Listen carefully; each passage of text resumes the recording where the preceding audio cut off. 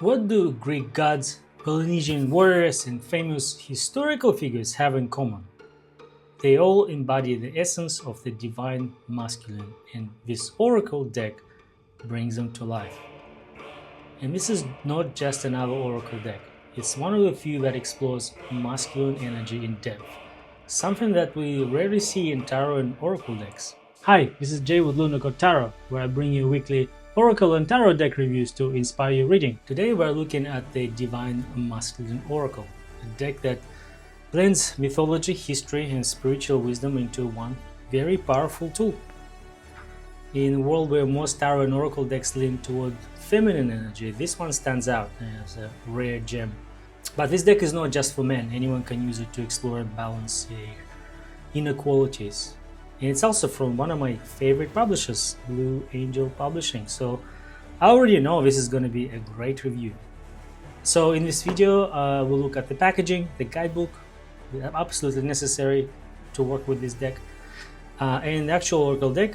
So it's 44 cards, and we'll do a sample reading. I'll combine this with another method different from how they suggest to use this deck, and you'll see how powerful this deck actually is. So let's get into it.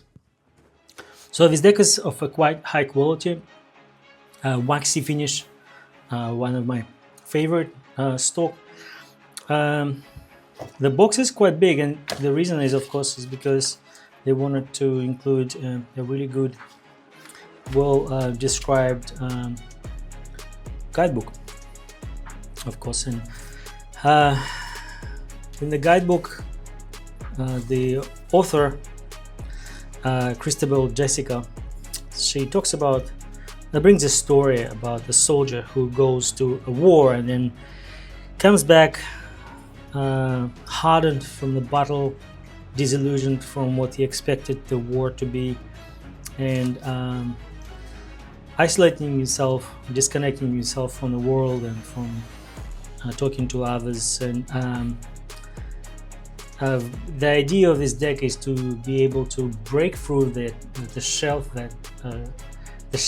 that we men often build around ourselves, and connecting intimately with our spiritual nature. Now there are some single card and two card spreads listed here. Also, this deck is designed so it can work with another deck released by Blue Angel Publishing. I think it's called Divine Feminine Energy, and I will show you how I use this deck after playing with it for a little bit, and I find my method, my unique method, though I borrowed it from someone, slightly better, just because I think oracle decks such as this one are not same in terms of how you use them when compared to tarot decks. Let's have a look at the actual cards, and I'll mention some of the ones that stood out for me. All right, starting from Hercules. So this is one of my favorite characters in Greek mythology, and I read Greek myths when I was a child and absolutely loved it. I think it's one of his greatest stories and gave inspiration to a lot of movies, perhaps. And Hercules is actually a hero in its own right, though not the hero that we would think of in the tarot decks, I would say. Hermes, the classic messenger figure, was the well-known god of Greek mythology, is a trickster and god of communication, travelers, and commerce. Also, he's given inspiration, these archetypes, similar to what the Flash hero, the comic book hero, brings. Beautiful design of a card, don't you think? It's got Horus, Ares, the god of war. It's another Greek character, if I'm not mistaken here. Anubis, of course, from the Greek mythology. Anubis is the protector of soul and afterlife. He's a guardian and guides spirits through transition. And in reading, when you see this card, it can signify protection or spiritual guidance. I do like this card, and I actually didn't recognize this character, but apparently this is a Japanese warrior god. There's more of him in the book. I don't recall all of his story, but hopefully maybe it'll come up in the reading. I quite like this card. There's a bit of a fog of war in the background, and he's ready to face challenges. It's just a beautiful card. And we got Adonis. Achilles, of course, the vulnerable part. A reminder that we all, even the strongest of us, have the Achilles heel. Is that the name? Also a part of a body, but the story goes that it was the only vulnerable part of his body, and that's how he managed to get defeated in the mythology. Hayathwa. I don't know if I pronounce it correctly, but interestingly enough, I actually have a necklace that I bought a while ago, and I know this Indian chief who was known for unifying different tribes and getting them together, and in this deck he's a messenger of that unification, of finding a way to connect with others through a dialogue and create victories for everyone rather than one party defeating the other one. So an interesting card here. So Lu, from memory, it's one of the Celtic kings or Celtic heroes. Maui, this is a Polynesian character, and of course this guy does not need an introduction, representing the spiritual enlightenment. Just looking at this card gives me this feeling of serenity and peace. The Krishna. So we're gonna see a couple of Indian gods in this, and says, of course, there's a Shiva, Ganesha, and Krishna. And from memory, Krishna was also well known. He was the one preserving stuff, where Shiva was a destroyer. He's mentioned in Bhagavad Gita, and one of the biggest deities in Hinduism. He's a person of wisdom and importance of trusting the divine timing. Enki, the Atlas carrying the world on his shoulders, another character from Greek mythology. Of course, we have Narcissus here, which is interesting. I also think that's a good inclusion of a card. It gives you all roundness, and of course, we're talking about the person who is obsessed with themselves to a point that there's nothing else exists. Loki, one of my favorite Scandinavian gods, and I think it's we see this character playing out in real life quite a lot. The playful trickster. Also, the magician, I think, plays really well into this character. Milch is in the deck. Not familiar with this one. Beautiful card, by the way, here with two wolves. Wakasta, Kaishen. It's another character from Chinese mythology. Now, this is an interesting choice. Cernunnos. I was not aware of this god before, but you can see there's a moon crescent in the back, and actually, it looks more like an eclipse. And this is the same character that you see on the box. So Cernunnos is a Celtic goddess associated with nature, animals, and he's often have antlers. I think this is the one probably that he also been referred as the old one and the oldest god. And I am not sure why he was chosen as the mascot, the main character on the deck. Perhaps because he is the one who is hiding that divine masculinity behind the mask. Maybe that's the association there. But let me know, what do you think? Why would he be representing divine masculine? Curious to know. And maybe Kaishen would be a Chinese god of prosperity, or maybe Ares would be. That card was beautiful. The Greek god of war would be a good one for cover spot. The Chak and Dakan, beautiful. beautiful rainbow there with a star rain.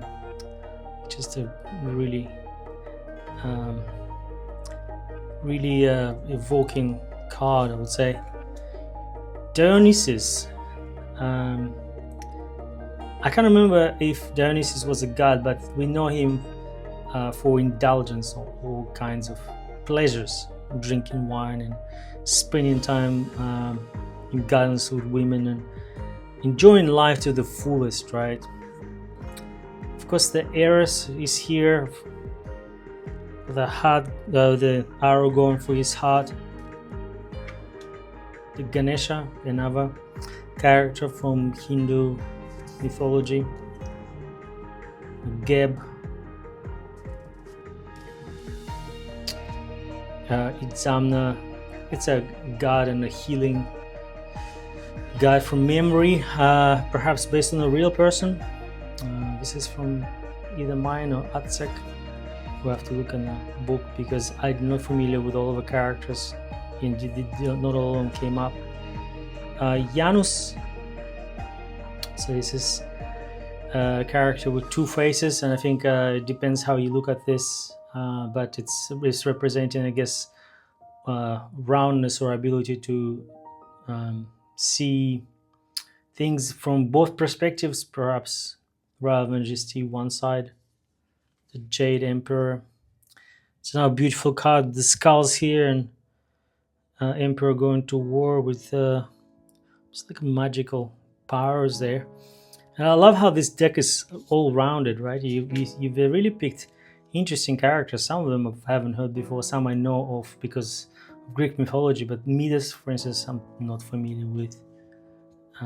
Yeshua, would that be from the Old Testament?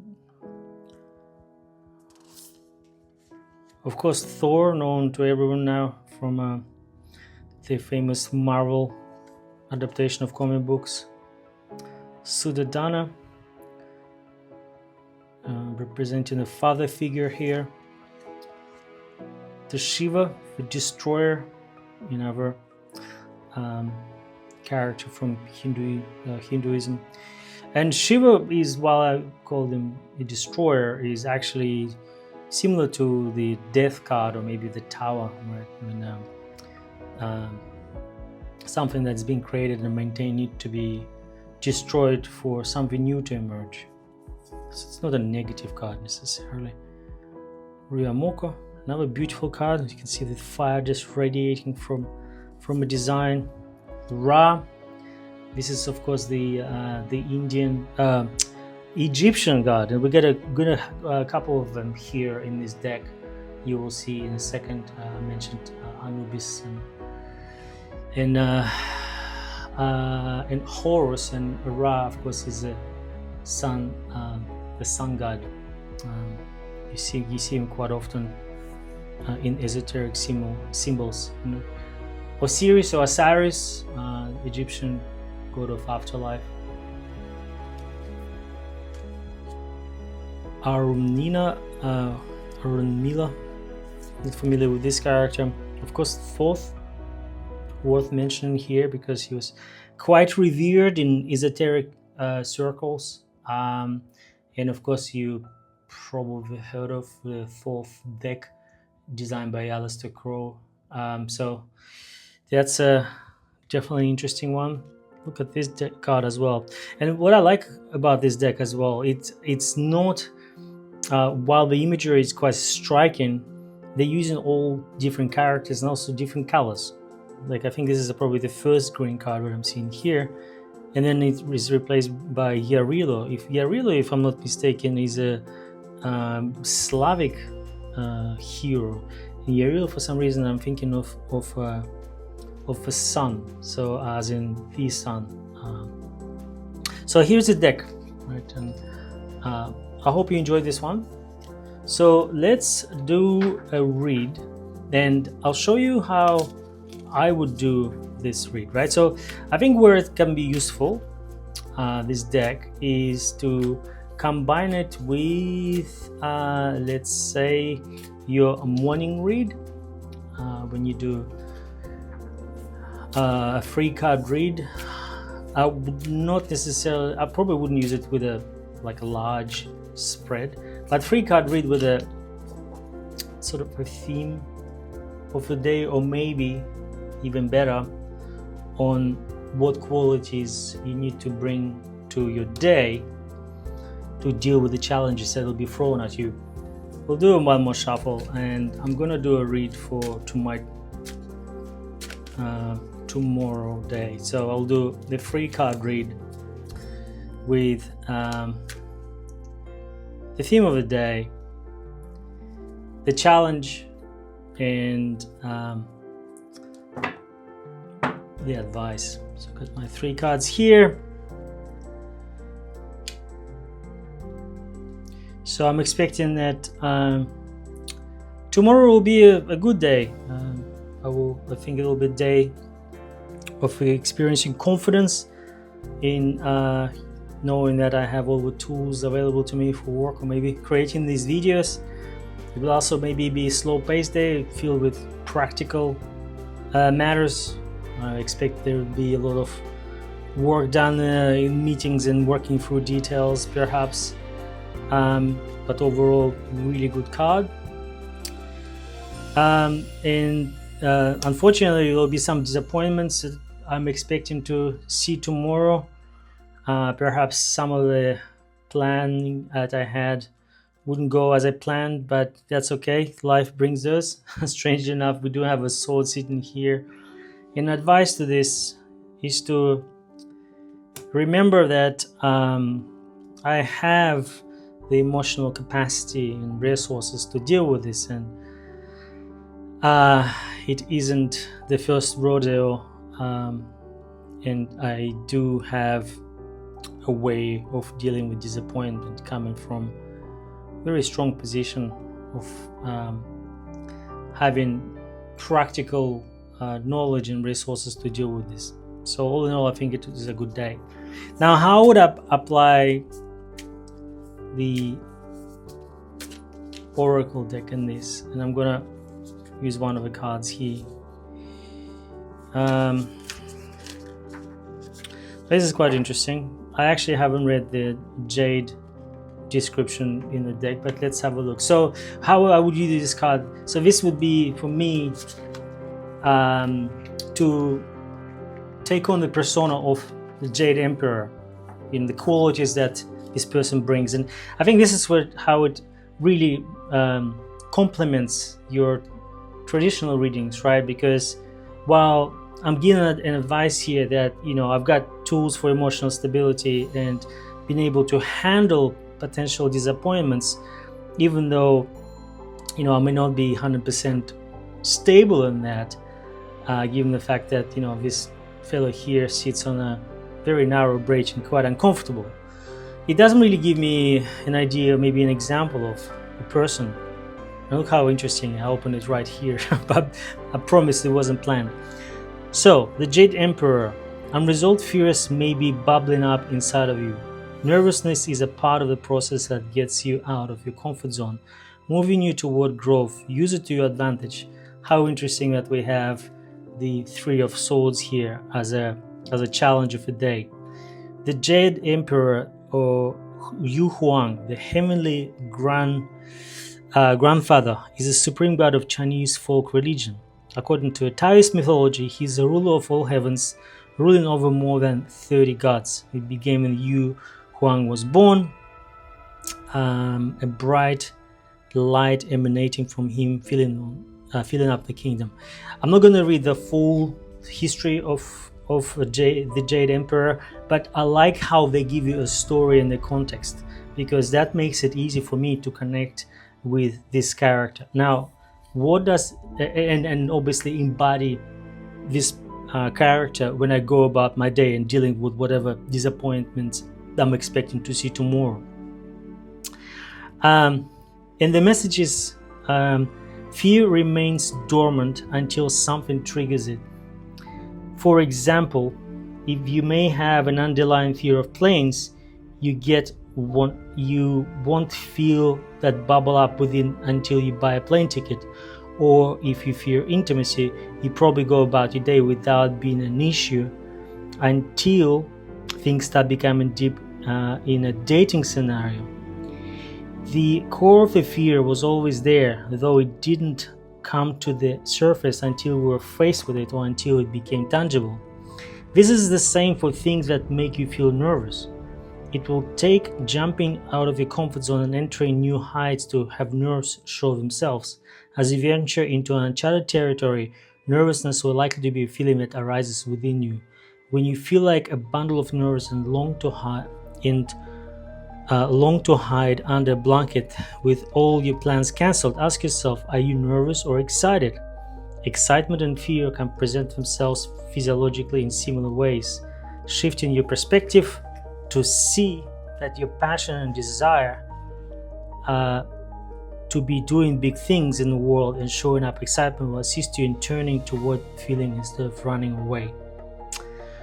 So this is talking about how to deal with fear or the feeling of being uncomfortable in this situation, and with some practical advice to channel the nervous energy into forward momentum, leverage automated bodily responses to your advantage, harnessing adrenaline to propel you toward your passion. Quite an interesting and insightful read, I have to say, because it resonates with what's currently happening in my professional life. So if you're a male reader, or if you do readings for male clients, this is going to be very useful for you, I would think. And it can open that door of a conversation. Remember, I mentioned the story about this a soldier who went to war and hardened coming out on there. And then we men tend to do that. We tend to close up and put a shell on, and the shield, and avoid conversations. And I think this could be a good foray into it, using a card, let's say, and let's say if you pull this card and you tell the story about the Jade Emperor or any other characters, Dionysus, for instance, and ask a question, well, what does this card tell you about your current life? Does it resonate with you? Is there anything that you would like to share? And I think that would be a good reflection point, an easy one to go into maybe a hard conversation. And I would use it as I suggested, rather than using the 3 card reads or combine it with a feminine oracle. I would use it for that because of its nature. It's a smaller deck too. That's why I don't think you can do huge readings with it. It's only 44 cards, and it can be very practical if you use it this way. So I recommend it. I think it's worth considering. If you enjoyed this review, I publish new Oracle and Tarot decks reviews every week, sometimes 2, depending on what exciting decks I can get my hands on. If you enjoyed this video, please like and subscribe. Come back for more. I'm also planning to do book reviews, and there's one coming up that I think you may like. Thank you for watching, and I will see you in the next one.